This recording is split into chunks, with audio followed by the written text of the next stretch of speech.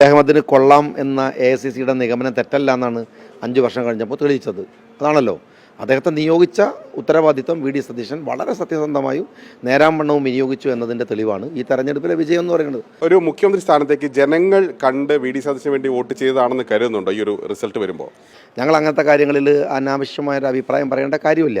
പക്ഷേ ഒരു കാര്യം എല്ലാവരും ഞങ്ങൾ ലീഗുകാരായാലും കോൺഗ്രസ് ആയാലും ഒക്കെ മനസ്സിലാക്കേണ്ട ഒരു കാര്യമുണ്ട്.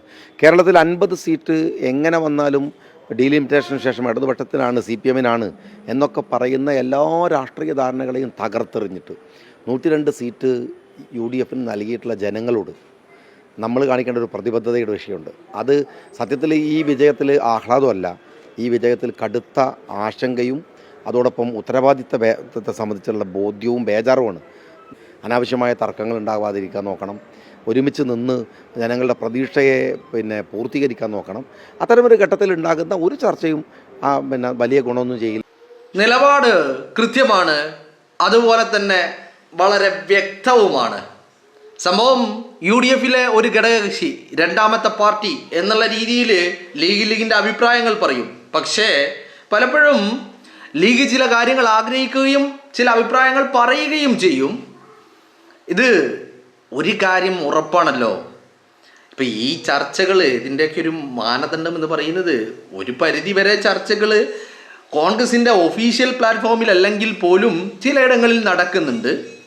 അത് ചില നേതാക്കളെ കേന്ദ്രീകരിച്ച് ചർച്ചകൾ നടക്കുന്നുണ്ട്. എന്നതിനപ്പുറം ഒരു കാര്യം മനസ്സിലാക്കേണ്ടത്, ഈ പറയുന്ന മഹാവിജയം അത് ഉണ്ടാക്കിയെടുത്തത് കൃത്യമായിട്ടും വ്യക്തമായിട്ടും അത് സതീശനാണ് എന്നുള്ള കാര്യത്തിൽ ആർക്കും തർക്കങ്ങളൊന്നും വേണ്ട, അല്ലേ? അവിടെ മറ്റുള്ളവരുടെ പങ്കൊന്നും നമ്മൾ അപസ്മരിക്കുന്നില്ല. പക്ഷേ ഒരു കാര്യമുണ്ട്, ഈ പാർട്ടി തകർന്ന് തരിപ്പണമായി എഴുന്നേറ്റ് നിൽക്കാൻ പ്രാപ്തിയില്ലാതെ വന്നപ്പോൾ അന്ന് ഈ പാർട്ടിയെ കൈപ്പിടിച്ചുയർത്താൻ ഈ ഒരു സതീശൻ മാത്രമേ ഉണ്ടായിരുന്നുള്ളൂ. മാത്രവുമല്ല, ഈ പാർട്ടി, ഈ UDF എന്ന് പറയുന്ന ടീം UDF-നെ, പാർട്ടിയെ മാത്രമല്ല ടീം UDF-നെ വളരെ കൃത്യമായിട്ട് അയാൾ സംവിധാനം ചെയ്യുകയായിരുന്നു എന്നുള്ളതാണ് ഇതിൻ്റെ പ്രത്യേകത എന്ന് പറയുന്നത്, അല്ലേ? ഇപ്പം കേരളത്തിൽ 102 സീറ്റ് എന്ന് പറഞ്ഞ് നിൽക്കുമ്പോൾ വെറും 63 കോൺഗ്രസിൻ്റെ അതിൻ്റെ സംഭാവന എന്ന് പറയുന്നത്. 63 കഴിഞ്ഞാൽ വീണ്ടും 40ഓളം സീറ്റുകൾ മറ്റുള്ള ഘടകകക്ഷികളുടേതാണ്. അവരെ കൂടി ഈ പറയുന്ന മുന്നണിയുടെ ഭാഗമായി നിർത്തുകയും അവരെ പരിഗണിക്കുകയും അവരെ കൂടെ നിർത്തുകയും ഒക്കെ ചെയ്ത് വളരെ കൃത്യമായ നിർദ്ദേശങ്ങളും എല്ലാം നൽകി പാർട്ടിയെയും മുന്നണിയെയും സജ്ജമാക്കിയത് സതീശനാണ് എന്നുള്ളതാ.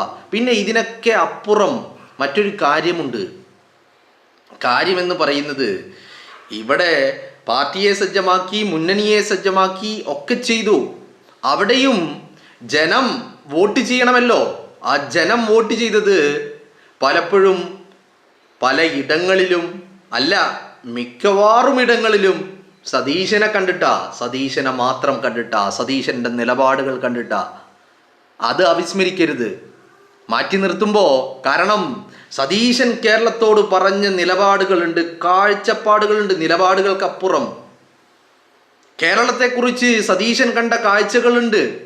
ആ കാഴ്ചപ്പാടുകൾ അത് യാഥാർത്ഥ്യമാകാൻ കൂടി വേണ്ടിയാണ് പൊതുസമൂഹം വോട്ട് ചെയ്തിരിക്കുന്നത് എന്നുള്ളത് മറന്നു പോകരുത്. അപ്പോൾ അവിടെ നയിക്കാൻ ഉണ്ടാവേണ്ടത് സതീശൻ തന്നെയാണ് എന്നുള്ള കാര്യത്തിൽ ആർക്കും തർക്കങ്ങളൊന്നും വേണ്ട. മനസ്സിലായില്ലേ? ഇവിടെ ഇത് പറയുമ്പോൾ പല കാര്യങ്ങളുണ്ട്. ഇപ്പം ചിലർ പറയുന്നത് കോൺഗ്രസ്സിൽ UDF-ൽ തർക്കങ്ങളാണ്, വിവാദങ്ങളാണ്, ആര് മുഖ്യമന്ത്രിയാകുമെന്ന്. എന്നാൽ ഇത് LDF-ൽ ഉണ്ടായിട്ടുണ്ട്. VS അച്യുതാനന്ദൻ കേരളത്തിന്റെ മുഖ്യമന്ത്രിയാകുന്നത് ജനം തെരുവിലിറങ്ങിയിട്ടാ. VS അച്യുതാനന്ദന് എന്തിന് ആ തെരഞ്ഞെടുപ്പിൽ മത്സരിക്കാൻ സീറ്റ് പോലും ലഭിച്ചത് ജനം തെരുവിലിറങ്ങിയിട്ടാ, സഖാക്കൾ തെരുവിലിറങ്ങിയിട്ടാ. അതുപോലെ ജനം അങ്ങനെ ഉണ്ടായിട്ടുണ്ട്. പിണറായി വിജയൻ VS അച്യുതാനന്ദനെ ഒതുക്കാൻ കളിച്ച കളികൾ ഉണ്ടായിട്ടുണ്ട്. പിണറായി വിജയൻ VS-ന് മുഖ്യമന്ത്രി കസേര നൽകില്ലെന്ന് പാർട്ടി സെക്രട്ടറി ആയിരിക്കുമ്പോൾ വാശി പിടിച്ചിട്ട് അവസാനം ജനം തെരുവിലിറങ്ങിയിട്ട് VS അച്യുതാനന്ദനെ മുഖ്യമന്ത്രിയാക്കേണ്ട ഗതികേടുണ്ടായിട്ടുണ്ട്. അപ്പോൾ ഞാൻ പറഞ്ഞു വരുന്നത്, ഇത് ജനഹിതത്തിൻ്റെ കാര്യമാണ്. ഇതൊക്കെ എല്ലാ പാർട്ടികളിലും പല കാലങ്ങളിൽ നടന്നിട്ടുള്ളത് കൂടിയാ. മനസ്സിലായില്ലേ? ജനം തെരുവിലിറങ്ങിയിട്ട് VS അച്യുതാനന്ദനെ മുഖ്യമന്ത്രിയാക്കാൻ വേണ്ടിയിട്ട് വോട്ട് ചെയ്ത ജനങ്ങൾ തെരുവിലിറങ്ങി മുദ്രാവാക്യം വിളിച്ചിട്ടുണ്ട്. അതിൻ്റെ അടിസ്ഥാനത്തിൽ VS അച്യുതാനന്ദനെ മുഖ്യമന്ത്രിയാക്കിയിട്ടുണ്ട്. അപ്പം ഇത് കോൺഗ്രസ്സിൽ മാത്രം ഉണ്ടായ കാര്യമൊന്നല്ല, ഇത് CPM ഉണ്ടായിട്ടുണ്ട്. കേരളം CPM കോൺഗ്രസും LDF UDF ഭരിച്ചിട്ടുള്ളൂ. ഈ അടുത്ത കാലത്ത് പിണറായി വിജയൻ പാർട്ടി സെക്രട്ടറി ആയതും VS അച്യുതാനന്ദൻ മുഖ്യമന്ത്രി ആയതൊന്നും പതിറ്റാണ്ടുകൾക്ക് മുമ്പല്ല, ഈ അടുത്ത കാലത്ത് നടന്ന സംഭവങ്ങളാണ്. അപ്പോൾ ആ കാലഘട്ടത്തിൽ ഇതൊക്കെ നടന്നിട്ടുണ്ട് എന്നുള്ളതാണ്. അപ്പോൾ ഈ പറയുന്ന അത് ഒന്നിലധികം ആളുകൾ ഒരുപോലെ അർഹരായിട്ടുള്ള അല്ലെങ്കിൽ ചെറിയ വ്യത്യാസങ്ങളിൽ അർഹതയുള്ള ഏറ്റക്കുറച്ചിലുകളുള്ള ആളുകൾ ഉണ്ടാകുമ്പോൾ ഉണ്ടാകുന്ന സ്വാഭാവികമായിട്ടുള്ള കാര്യങ്ങളാണ്. സ്വാഭാവികമായിട്ടും പണിയെടുത്തവൻ ആഗ്രഹിക്കും എനിക്ക് മുഖ്യമന്ത്രി ആകണമെന്ന്. അതൊന്നും ഒരു തെറ്റുള്ള കാര്യമില്ല. കാരണം ഇത് രാഷ്ട്രീയമാണ്, ഇത് വല്ല ചാരിറ്റി പ്രവർത്തനമൊന്നുമല്ല, ഇത് രാഷ്ട്രീയമാണ്. അവിടെ അയാൾ കണ്ട കാഴ്ചപ്പാടുകൾക്ക് ജനം വോട്ട് ചെയ്യുമ്പോൾ ആ കാഴ്ചപ്പാടുകൾ മുന്നിൽ നിന്ന് നയിക്കാൻ അയാൾ ഉണ്ടാകണമെന്ന് അയാൾ ചിന്തിക്കുന്നതിൽ തെറ്റൊന്നുമില്ല. അപ്പോൾ ഞാൻ പറഞ്ഞു വരുന്നത് സ്വാഭാവികമായിട്ടും ഇത് കോൺഗ്രസിൻ്റെ നേതൃത്വത്തോടുള്ള ചില കാര്യങ്ങളാണ്. അവരും ചിന്തിക്കുകയും അതുപോലെ മാനിക്കുകയും ചെയ്യേണ്ട ചില കാര്യങ്ങളുണ്ട്. ഇല്ലെങ്കിൽ ജനം തെരുവിലിറങ്ങിയിട്ട് നിങ്ങളെ തിരുത്തും. ജനം തെരുവിലിറങ്ങിയിട്ട് നിങ്ങളെ തിരുത്തും. കാരണം അങ്ങനെ സാഹചര്യങ്ങൾ CPM ഉണ്ടായിട്ടുണ്ട്. അതുപോലെ തന്നെ ഇപ്പോൾ മേ ബി അത് വീണ്ടും ഈ പറയുന്ന VS അച്യുതാനന്ദന് വേണ്ടിയിട്ട് ജനം തെരുവിലിറങ്ങിയതിൻ്റെ ഒരു ആവർത്തനം, ആ ആവർത്തനമായിരിക്കാം ചിലപ്പോൾ ഇനി നടക്കാൻ പോകുന്നത്.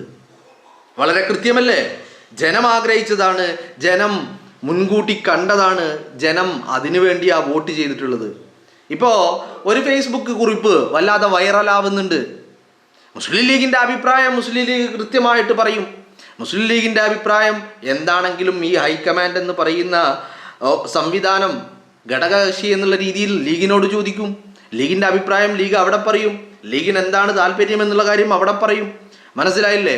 അതുപോലെ തന്നെ ഇന്ത്യൻ നാഷണൽ കോൺഗ്രസിൻ്റെ ഉന്നതതല നേതാക്കളോടൊരു വാക്ക്.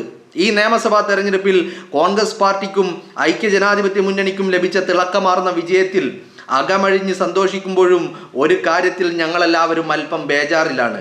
ശ്രീ പിണറായി വിജയനോടും അദ്ദേഹത്തിൻ്റെ ജനവിരുദ്ധ നിലപാടുകളോടുമുള്ള എതിർപ്പാണ് കോൺഗ്രസ് ഇത്തവണ നേടിയ വിജയത്തിൻ്റെ പ്രധാന കാരണം എന്ന് നിങ്ങൾ വിശ്വസിക്കുന്നുണ്ടെങ്കിലും ഞങ്ങളെ നയിക്കാൻ പ്രാപ്തനായ ഒരു നേതാവുണ്ടെന്ന ഉറച്ച വിശ്വാസം കൂടെ ഈ വിജയത്തിൻ്റെ പിന്നിലുണ്ട് എന്ന കാര്യം ആരും വിസ്മരിക്കരുത്.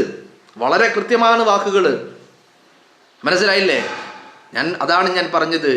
സതീശൻ്റെ നിലപാടുകൾക്കും കാഴ്ചപ്പാടുകൾക്കും സതീശൻ കഴിഞ്ഞ 5 വർഷക്കാലം സതീശൻ നടത്തിയത് പ്രശ്നങ്ങൾ മാത്രം കണ്ടുപിടിക്കുകയായിരുന്നില്ല.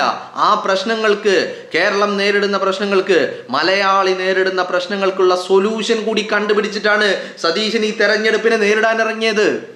ആ കാഴ്ചപ്പാടുകൾ, അയാൾ കേരളത്തിൻ്റെ പൊതുസമൂഹത്തിന് മുന്നിൽ വെച്ച കാഴ്ചപ്പാടുകൾ, അത് വിദ്യാഭ്യാസ മേഖലയിൽ, ആരോഗ്യ മേഖലയിൽ, വ്യവസായ മേഖലയിൽ, ഈ കേരളത്തിൻ്റെ വളർച്ചയിൽ, ഇവിടുത്തെ ട്രാൻസ്പോർട്ടേഷൻ സിസ്റ്റത്തിൽ, ഇവിടുത്തെ സ്ത്രീകളുടെ കാര്യത്തിൽ, യുവതികളുടെ കാര്യത്തിൽ, യുവാക്കളുടെ കാര്യത്തിൽ, വളർന്നു വരുന്ന യുവതലമുറയുടെ കാര്യത്തിൽ ഒക്കെ അയാൾക്ക് കാഴ്ചപ്പാടുകളുണ്ട്.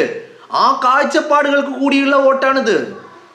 പിണറായി വിജയൻ്റെ അധികാരവും ഹുങ്കും ദാഷ്ടും നിറഞ്ഞ ഭരണത്തിന് ഒരടി കൊടുക്കണം എന്നുള്ളത് പറയുമ്പോൾ അവിടെ എന്താണ് ഇതിനുള്ള സൊല്യൂഷൻ? 2021 എന്തുകൊണ്ട് കോൺഗ്രസ് തോറ്റു, UDF അധികാരത്തിൽ വന്നില്ല എന്ന് ചോദിച്ചാൽ അവിടെ പിണറായി വിജയൻ്റെ പ്രശ്നങ്ങൾക്കുള്ളൊരു സൊല്യൂഷൻ അന്നുണ്ടായിരുന്നില്ല. മറിച്ച് 2026 ആകുമ്പോൾ സതീശൻ ആ സൊല്യൂഷനുകൾ കേരളത്തിൻ്റെ പൊതുസമൂഹത്തിന് മുന്നിൽ വെച്ചു എന്നുള്ളതാ. ആ കാഴ്ചപ്പാടുകൾക്കാണ് വോട്ട് കിട്ടിയിരിക്കുന്നത്. മനസ്സിലായില്ലേ? അപ്പോൾ പരിഗണിക്കുമ്പോൾ ഇതൊക്കെ പരിഗണിക്കണം. ഇല്ലെങ്കിൽ കുദാവഹ എന്ന് പറയുന്നതായിരിക്കും അവസ്ഥ. മനസ്സിലായില്ലേ? ആക്ടർ സിദ്ദിഖിൻ്റെ ഒരു സോഷ്യൽ മീഡിയ കുറിപ്പാണ് ഞാൻ വായിച്ചത്. ആ സോഷ്യൽ മീഡിയ കുറിപ്പ് ആര് പറഞ്ഞു എന്നുള്ളതല്ല, ആ സോഷ്യൽ മീഡിയ കുറിപ്പിൽ പറഞ്ഞിരിക്കുന്ന കാര്യങ്ങൾ അത് വളരെ വ്യക്തമാണ്, സുവ്യക്തമാണ് എന്നുള്ളതാണ്. അത് തന്നെയാണ് കേരളത്തിൻ്റെ പൊതുസമൂഹം ആഗ്രഹിച്ചതും എന്നുള്ളത് വലിയ കാര്യമുള്ള പ്രധാനമുള്ള കാര്യമാണ്. അവിടെ മുസ്ലിം ലീഗ് അഭിപ്രായം പറയരുത്, മുസ്ലിം ലീഗിന് അഭിപ്രായം പറയാൻ പാടില്ല എന്നൊക്കെ പറഞ്ഞിട്ടുണ്ടെങ്കിൽ പറയുന്ന ആളുകൾ ചിന്തിക്കേണ്ടതും മനസ്സിലാക്കേണ്ടതും ഒരു കാര്യം, 102 എന്ന് പറയുന്ന സീറ്റിലേക്ക് എത്തി നിൽക്കുമ്പോൾ അതില് 50-ലേറെ സീറ്റുകളിലും വിജയിച്ച് കയറിയിട്ടുള്ളത് മുസ്ലിം ലീഗിന്റെ കൂടി വോട്ടുകളുടെ പിൻബലത്തിലാണ് എന്നുള്ളത് ആരും മറക്കണ്ട. മനസ്സിലായില്ലേ?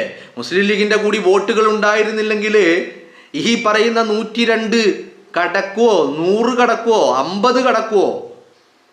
ചിന്തിക്കണം. അപ്പോൾ മനസ്സ് വാക്കുകൾ സൂക്ഷിച്ചു വേണം. കാരണം ഈ ഹരിത പതാകയെ നെഞ്ചിലേന്തിയവര് ഒഴുക്കിയ വിയർപ്പുണ്ട്. ഞാൻ ആരെയും വില കുറച്ച് കാണിക്കുകയല്ല. ഇപ്പം മുസ്ലിം ലീഗിന്റെ സ്ഥാനാർത്ഥികൾ വിജയിച്ചെടുത്ത് കോൺഗ്രസിൻ്റെതുണ്ട് എന്ന് പറഞ്ഞാൽ ഇതൊരു കൂട്ടായ പ്രവർത്തനത്തിന്റെ ഫലമാണ് ഈ കാണുന്നത്. അവിടെ ലീഗ് അഭിപ്രായം പറയരുത് എന്നൊന്നും ആരും പറയരുത്. അത് കടന്ന കൈയായി പോകും. മനസ്സിലായില്ലേ? അതുകൊണ്ട് വളരെ കൃത്യമായിട്ട് ചിന്തിച്ചിട്ട് വാക്കുകൾ പറയുക. എന്തുകൊണ്ടും ഇന്ന് കേരളം ഉറ്റുനോക്കുന്നത് സതീശനെയാണ് എന്നുള്ള കാര്യത്തിൽ ഒരു തർക്കവും നിങ്ങൾക്ക് ആർക്കും വേണ്ട എന്നുള്ളതാണ്.